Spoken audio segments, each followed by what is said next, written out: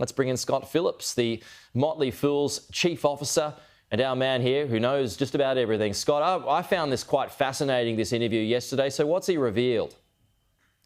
Pete, good morning. Very kind of you, mate, but not quite everything.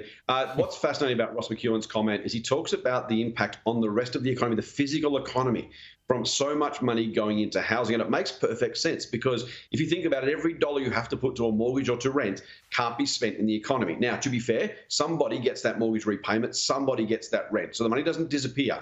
But if you think about what they call the marginal propensity to spend, in other words, am I going to go and put that money into the economy? I buy something, they employ a staff member who then goes and buys something else. That circle of money, the circular flow of cash, that is threatened when we only have effectively a one-way and a one-time payment, or a regular payment, but on a single item, single category, which is a mortgage or rent. It's a really important one. Ross McEwen's arguing for more supply. He probably would. I disagree with him on that one. Not that we shouldn't have more supply, but we need to address both supply and demand.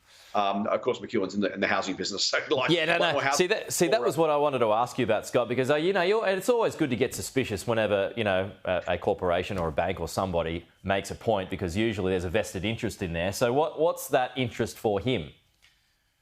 Yeah, as Charlie Munger says, never underestimate the power of incentives. Look, so obviously, a growing economy, a bigger economy, more people in the economy, more housing, more opportunities to lend, more opportunities to collect deposits. So if you're in business, and fair enough to them, this is, unions lobby for what they want, businesses lobby for what they want. Our politicians need to be able to divine the difference and work out the right policy. Businesses want more customers. They want a stronger and more robust economy. I think we all do, frankly, for employment in particular as well. But yeah, it does come down to the number of people in a given market. NAB could try and go overseas or do something else, but if they can simply have more customers in Australia, they'd much prefer that. Again, I don't want to be too cynical about it. I'm absolutely sure Ross McEwen has this very strongly felt view.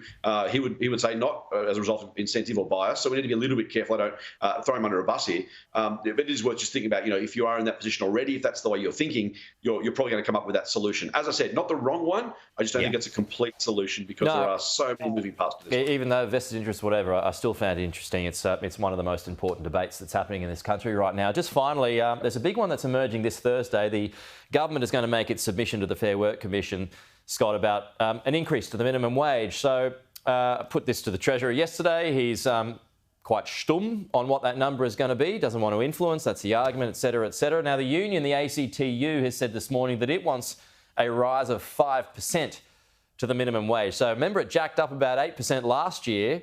I'm not sure it's going to get to 5% because it's got to be in line with CPI, which, what's it going to be, around 3-4% by the end of June? You'd know better than me. Where are we going to land here? Look, again, think about incentives here. Of course, the ACTU are going to go high because they know they're going to be talked down. Employee group's going to go down, going to be talked up. They'll know what this dance is. I would suspect 3 or 3.5% is probably closer to what we'll get, Pete. But again, I'd have no special insight.